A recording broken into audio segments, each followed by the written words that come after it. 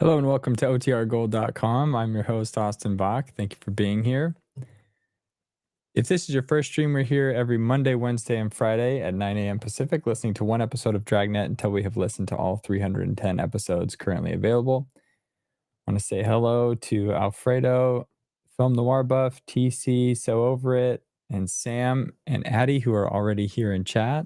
Thanks for being here. If you'd like to participate in chat during the stream, you can do so. It doesn't have to be on topic, but if it is on topic, I'll highlight it here on screen down below. It's always a good time. Today, we're going to be listening to episode 102 of Dragnet. The title is The Big Mailman, and it's about when Friday and Romero partner with the U.S. Postal Inspector to catch a mail thief in Los Angeles. The episode originally broadcast May 24th, 1951. And the week that this episode was broadcast, the U.S. General Collins predicts the use of the atomic bomb in Korea. So the Korean War is still going on. The politician Al Franken, who also was is a stand-up comedian and a writer and actor on SNL, was born in New York City. It's SNL back in the 70s. The Russian chess player Anatoly K. I forget what his last name is. I didn't have it here in my notes. He was born in Russia on my birthday as well, which is kind of cool. Racial segregation in Washington, D.C. restaurants was ruled illegal. The U.S. performed some nuclear tests in the Marshall Islands, atmospheric tests, and the American astronaut Sally Ride, and the first American woman to go to space, was born this week in Los Angeles, California. So, with that, let me share the screen and get it started. Actually, since today's episode talks about postal inspectors, I've had my dad on the stream before. I called him just a few minutes ago saying, hey, we're talking about postal inspectors again, but he is unable to join. And let's see here. Addie's asking about, it's not Kasparov. Let me go look it up. She's asking about the chess master real quick. Since there's a question, I'll go back and dig it up because I know exactly where to find it. It's Anatoly. Do we have any chess fans here in the meantime? When was it? Oh, I'm looking at birthdays. Sorry. My bad. 1 second. Karpov. Karpov. He was the world champion from 1975 to 1985 and 1993 to 1999. So, the guy's a genius, apparently. Anyway, let's go back. Let me hide this one. I will share the screen, and we'll get started.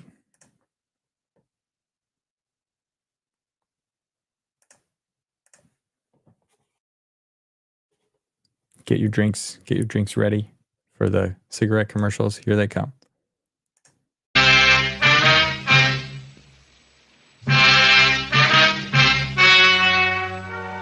The story you are about to hear is true.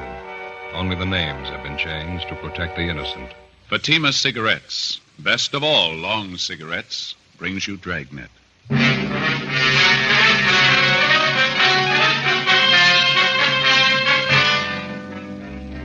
You're a detective sergeant. You're assigned to forgery detail. A United States Postal Inspector comes to your office.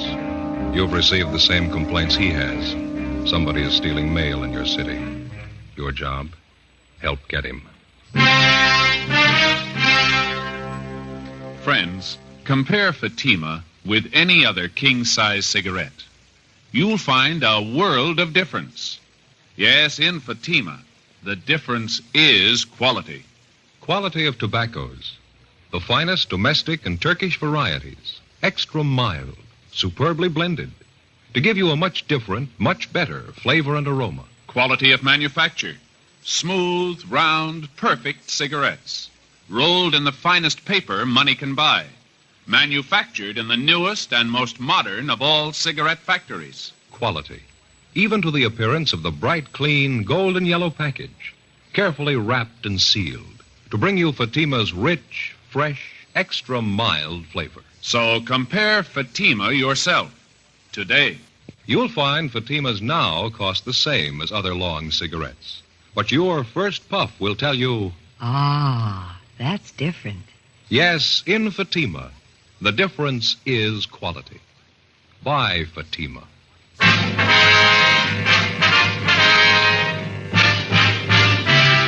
Dragnet, the documented drama of an actual crime. For the next 30 minutes, in cooperation with the Los Angeles Police Department, you will travel step by step on the side of the law through an actual case transcribed from official police files. From beginning to end, from crime to punishment, Dragnet is the story of your police force in action. It was Monday, March 3rd. It was raining in Los Angeles. We were working the day watch out of forgery detail. My partner's Ben Romero. The boss is Captain Harry Elliott. My name's Friday. It was 7:45 a.m. when I got to room 29. Forgery detail. Morning, Joe. Hi, Ben. Sure coming down out there. Yeah? Look at this coat. It's soaking wet. Is that the same trench coat, that English one? Yeah. Ever since I had it cleaned, it seems to soak up the water a little more. Does it leak? Oh, no. It just seems to take on a little more water. Keeps me dry. Got something to show you, Joe. Yeah? Remember that old raincoat of mine used to leak up through the seams over the shoulders? Oh, yeah, sure. Take a look at this. What do you got there? Pretty neat, huh?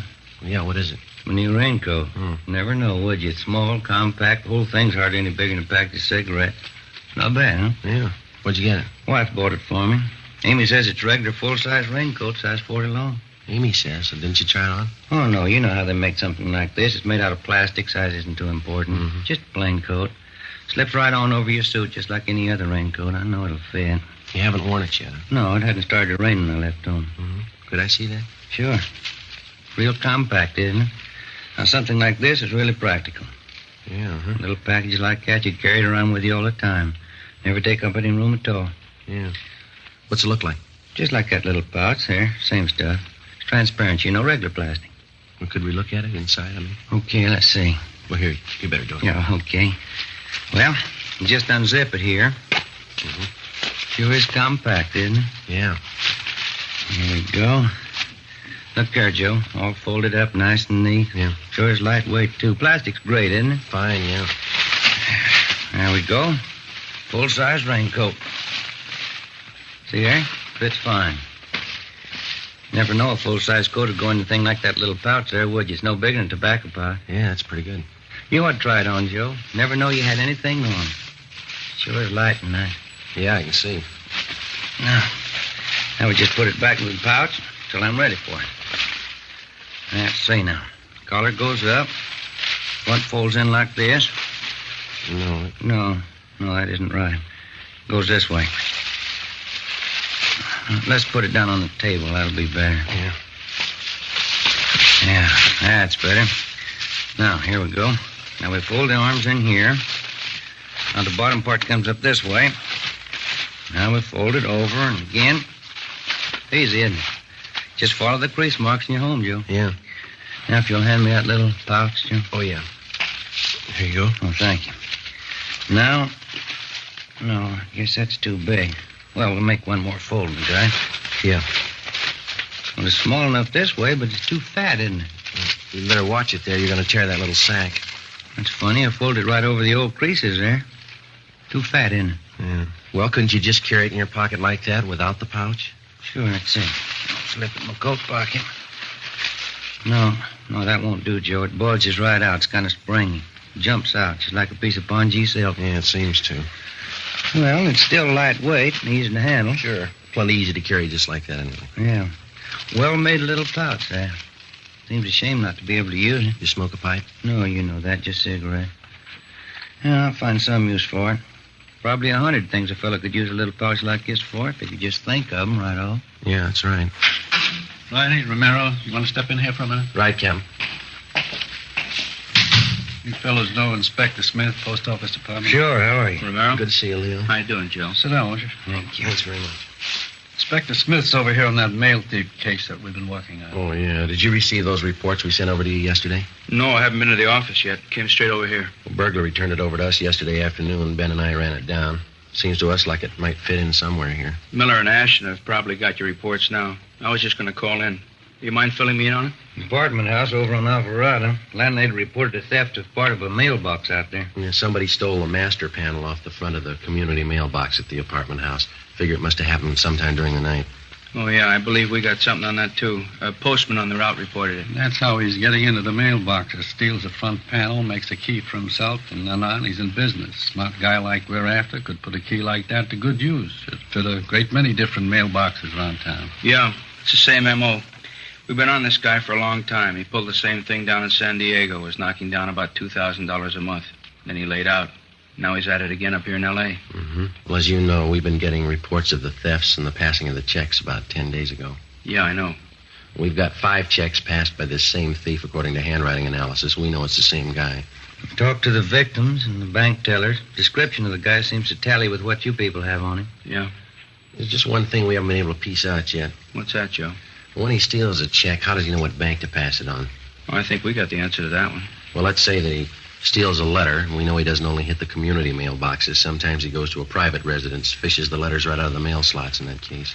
Yeah, he's got some kind of a gimmick he gets down in those slots with. Yeah, that's what we figure, Leo.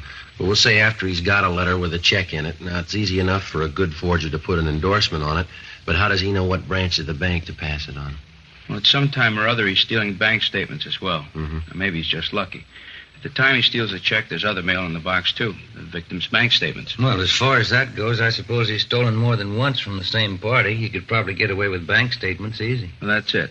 People never seem to report anything missing in the mails until weeks after it's happened. It's easy to see why. They're not sure anything's wrong until they wait several days. They don't want to bother us in the case of anything routine like monthly bank statements. And in the case of a check, well, sometimes it's from a relative or someone who owes them money and they don't want to embarrass them by writing or calling to find out about it.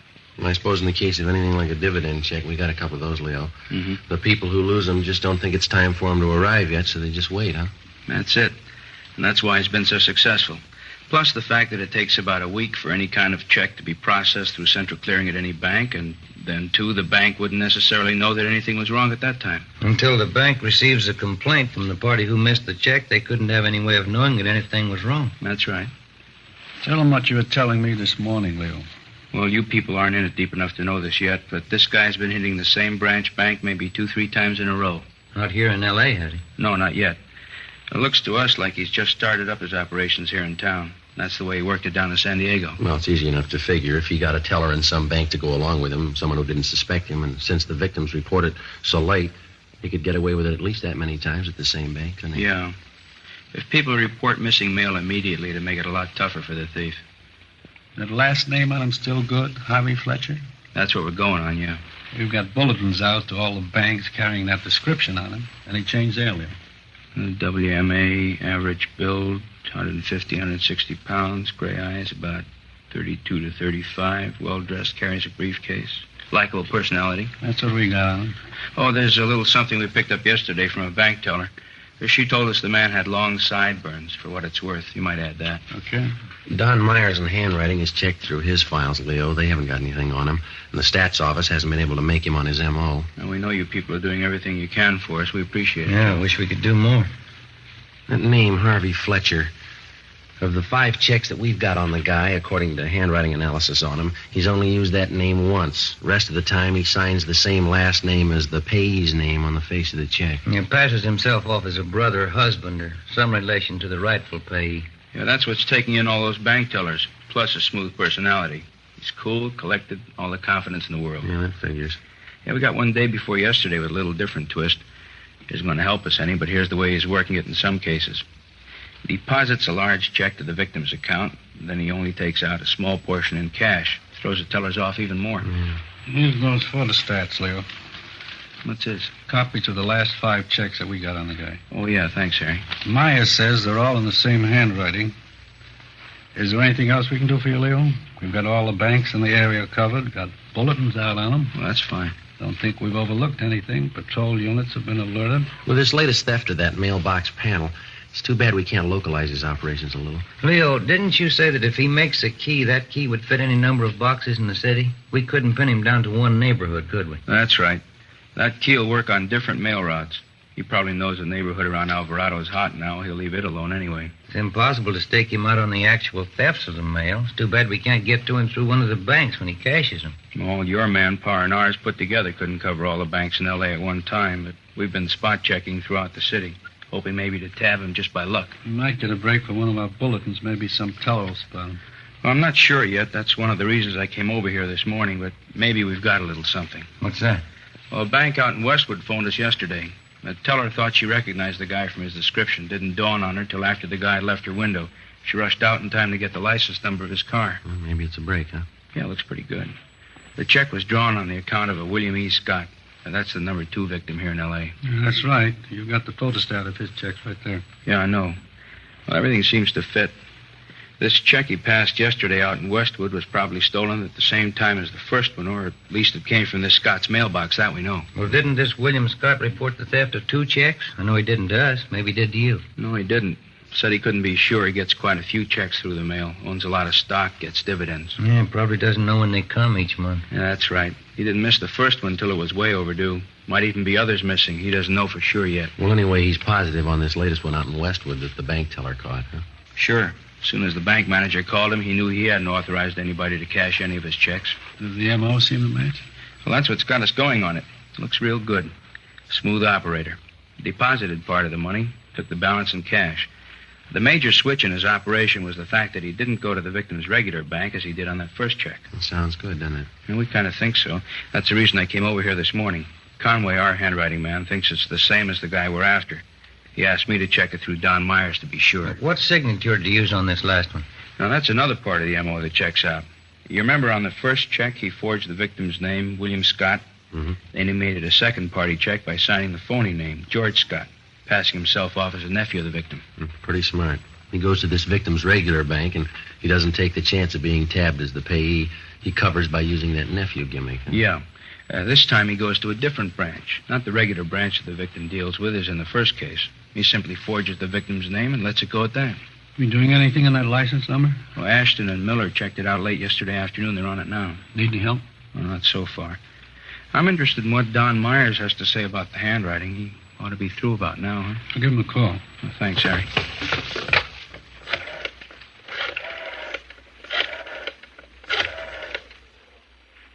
Hello, Don. Who's this? This is Elliot. You know if Don's checked that stuff through for Inspector Smith yet?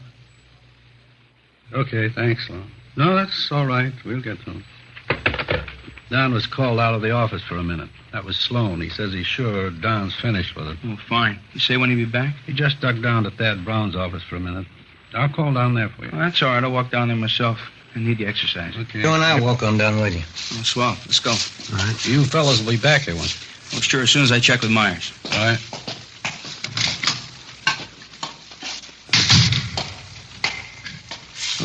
Which way is it from here? This hall looks the same from one end to the other to me. It's this way, Leo. Oh, okay. This affects you like the federal building does me. I get all turned around up there. Yeah. Well, those fellas down in San Diego had a rough go on this thing. Yeah, I was talking to McGuire and Ormsby down there just the other day. They said they were going around in circles on it. They broke a lot of ground for us. Checked out a lot of suspects, cleared them. Checked out all that stuff that Brereton from CII sent down. Yeah. You know how thorough that guy is. It figures they've done a lot of legwork. Friday, you say you just talked to him down there? Yeah, that's right, Leo. Well, then you know about all those bulletins they got on the guy. Description, exemplars of his handwriting. Mm-hmm. Sent them to every police department in the United States. It's a big job. Mm-hmm. I'll go get Don. It's right in here. Thanks, Joe. Right. Don? Yeah, Joe. Leo Smith from the post office department's waiting to see you. Right, Joe. Just on my way back to the office. Fine. Hello, Don. Sorry, Leo. I had to duck out for a minute. Oh, that's all right. Say, did you get a chance to look that Scott check over? Yeah, I did. Got a couple of things to show you back in the office. Okay, fine. Was Conway positive on this one? Well, he said he felt we had the right man, but he wanted your opinion to be absolutely sure. I couldn't be positive, but I think maybe he's your man. There's a great similarity, but too much pressure on the downstrokes. The ye's, the yo's. Just not too sure. They're a little different than some of the previous samples of the guy's handwriting. Uh-huh. I can show you better back at the office. Got a few things for you. Think there's a possibility, Don? Well, let me put it this way. I won't say it is, and I won't say it isn't.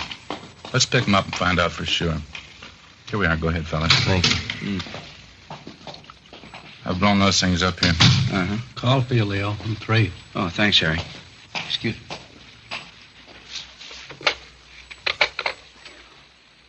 The Smith talking. You did? Uh-huh. We did. All right, look, why don't you bring him down a forgery detail here at the City Hall? We'll talk to him here. Right, Ed. Right, thanks. Well, looks like the end of the trail. That was Ashton. He and Miller picked him up. He's our man, admitted the forgery. Looks like San Diego did all the work and we get all the luck. Anyway, we got him.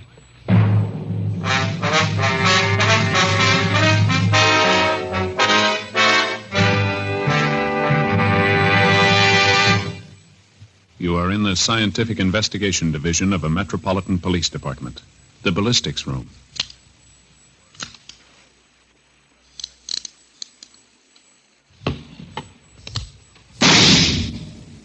You have just heard a test bullet fired from a .38 caliber revolver found in the possession of a suspect. The test slug is removed from the ballistics box and compared with the slug found at the scene of the crime. There they are. Side by side, they look alike. But examination will prove a world of difference. Now, examine a Fatima. Compare it with any other king-size cigarette. Side by side, they'll look alike. But right away, you'll find there's a world of difference. Yes, in Fatima, the difference is quality.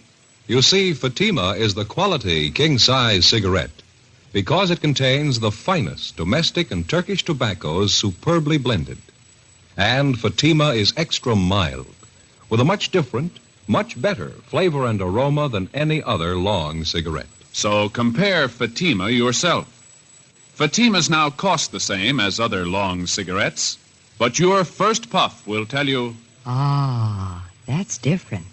Yes, in Fatima, the difference is quality.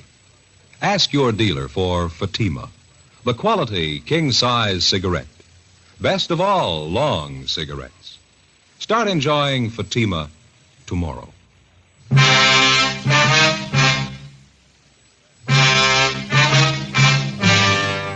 In the routine solution of a case, the police officer is always benefited by the legwork of his fellow officers. In this case, the men of the San Diego Police Department, in conjunction with the Post Office Department, had done most of the spade work, and the actual apprehension of the suspect appeared to be almost too easy on our end.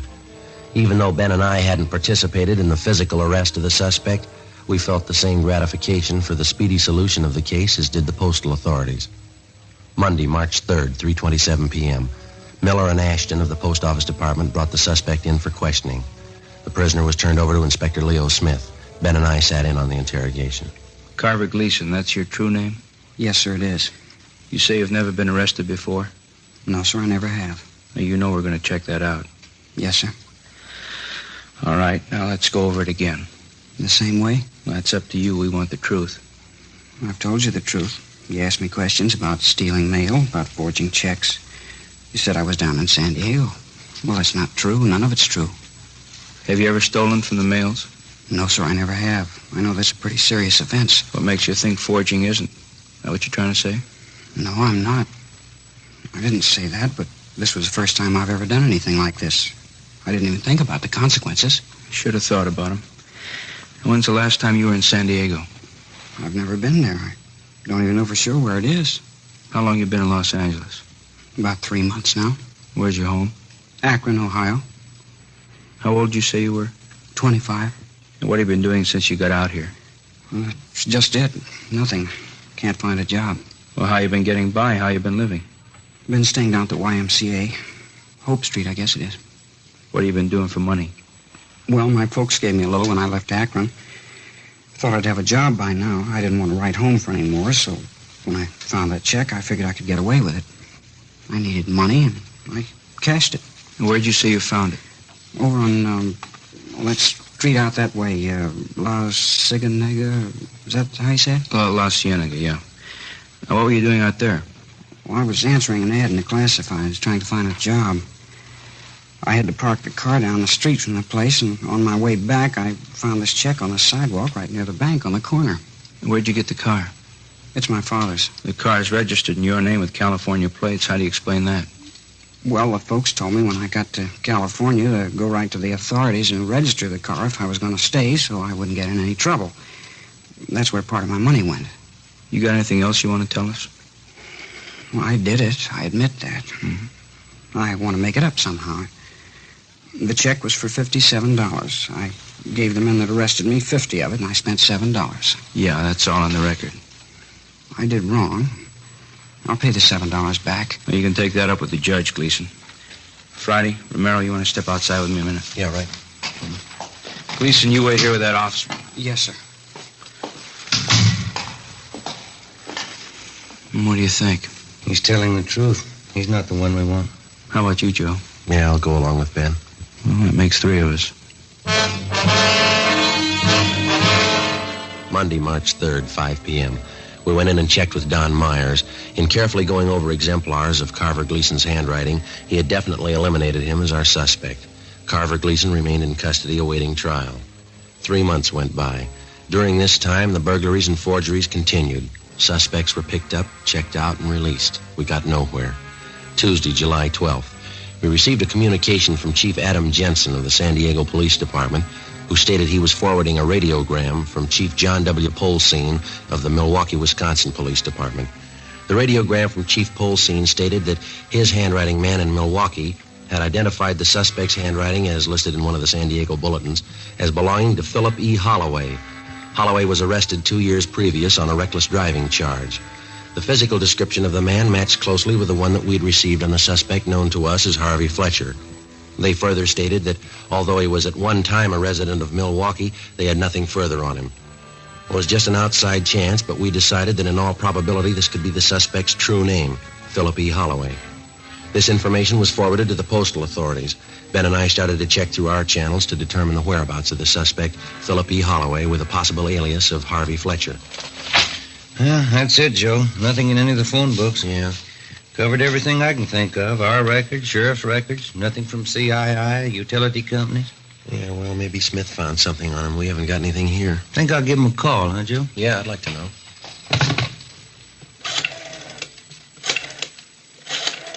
That's extension 664. Yeah, I know. Yeah, 664. Hello, Inspector Smith, please. How's that? Oh, I see. No, that's all right, thank you. He's on his way over here. He left 5 minutes ago. I sure hope he's got something. Joe, Ben? Hi, Leo. Hello. Think maybe we ran it down. Good. How'd you do it? Through the Postal Service? Yep. Didn't figure, did it? Well, we didn't think he'd stay put long enough to have a permanent address. Well, he's been on the move, but we got the last known address on him. Received mail there 2 days ago. You want to check with Don Myers? He's been working over those exemplars Milwaukee sent us. I just did. Called him about 15 minutes ago. Oh, we just got back from R&I. What do you have to say this time? Well, he and Conway agree all the way this trip. Yeah? Holloway's our man. Together with the postal authorities, Ben and I helped in the 24-hour surveillance placed on the suspect, Philip E. Holloway. Our findings disclosed that he was living in a modest apartment house and he was employed by a local vacuum cleaner company as a door-to-door salesman. This type of occupation would enable anyone to have suspicion-free access to any and all types of home mailboxes. The first 3 days of the surveillance failed to disclose any further incriminating evidence. Thursday, July 17th, fifth day of the 24-hour surveillance, 2:30 p.m. Holloway came out of his apartment building, got into his car, and drove approximately 4 miles to the Echo Park residential district. He parked his car, got out, and went up the steps of a small apartment house. Together with Inspector Leo Smith, Ben and I followed him. You want to pull up here, Ben? This is good. Yeah, all right. Yeah, he's going for that mailbox, isn't he? Yeah. He's got the key. He's opening the panel. Not a worry in the world. Broad daylight. Look at that. He's got all the letters out of the box, got them in his pocket. On his way back to his car. Leo, there's a bank right up there on Sunset, see? Okay, let's stay with him. How's it look, Joe? You can see up ahead there. Is he pulling out? Wait a minute. All right, let's go.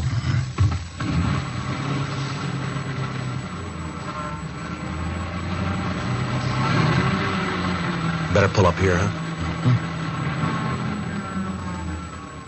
Now look at that. Just like it was blueprinted. Going right in the bank. Come on. Yeah.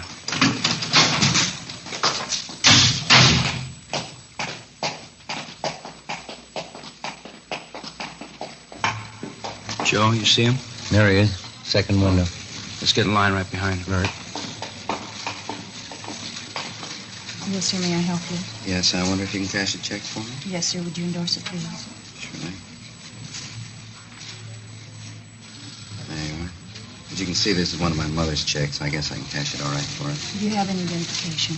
I'm sorry, I don't. I'll say I have this envelope the check was mailed in. Will that do? Yes, I think that's all right. How would you like this, sir? He doesn't want it anyway, miss. Just hold that check for us, please. Postal Inspector. Yes, sir. I beg your pardon. I believe you're making a mistake here. No, there's no mistake. Come on, step over here. Shake him down. I don't understand all this. That key you used over there on Baxter Street, that the one you made from that panel you stole over on Alvarado about 4 months ago? You know about that, huh? Yeah, we do. I did all right for a while, didn't I? That key angle's a pretty good one, isn't it? There isn't a lock in the world I can't make a key for. We got one in mind you might have trouble with.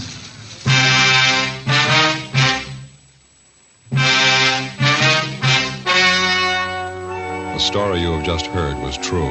Only the names were changed to protect the innocent. On October 15th, trial was held in the United States District Court, State of California. In a moment, the results of that trial. And now, here is our star, Jack Webb. Thank you. Friends, all of us on Dragnet are convinced that Fatima is the best of all long cigarettes. We think you'll like them as much as we do. But the only way you can tell is to buy a pack of Fatimas and compare them with any other king-size cigarette. Now, side by side, they'll look alike, but in Fatima, the difference is quality. Quality that gives you extra mildness, a much better flavor and aroma. Compare Fatima. You'll agree, Fatima is the best of all long cigarettes.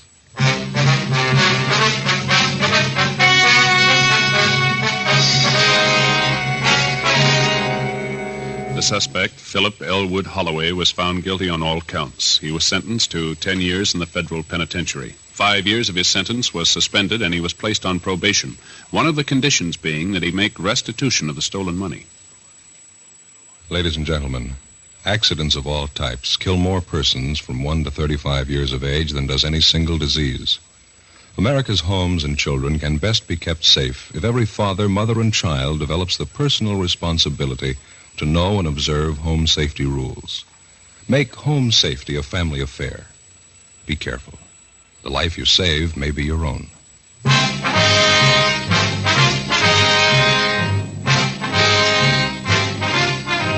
You have just heard Dragnet, a series of authentic cases from official files. Technical advice comes from the Office of Chief of Police W.H. Parker, Los Angeles Police Department. Fatima Cigarettes, best of all long cigarettes, has brought you Dragnet, portions transcribed from Los Angeles. Stay tuned for Counter Spy, next over most NBC stations.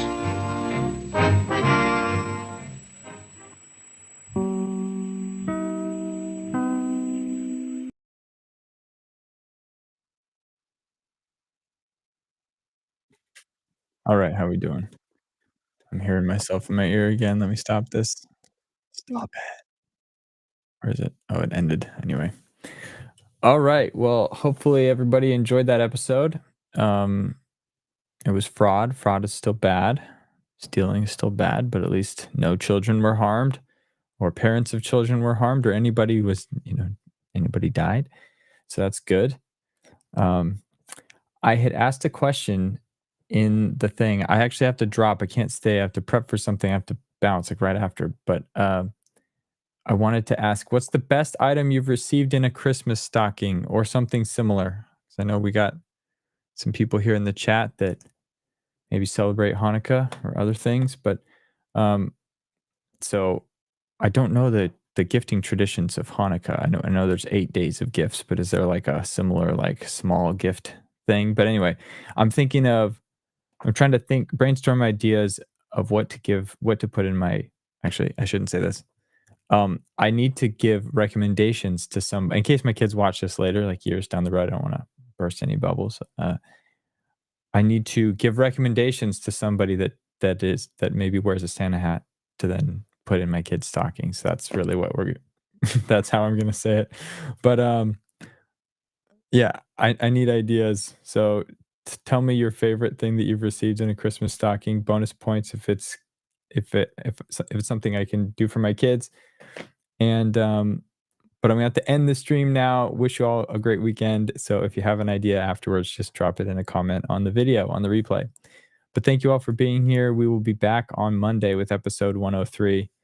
Well, I wish you all a great weekend. See you then.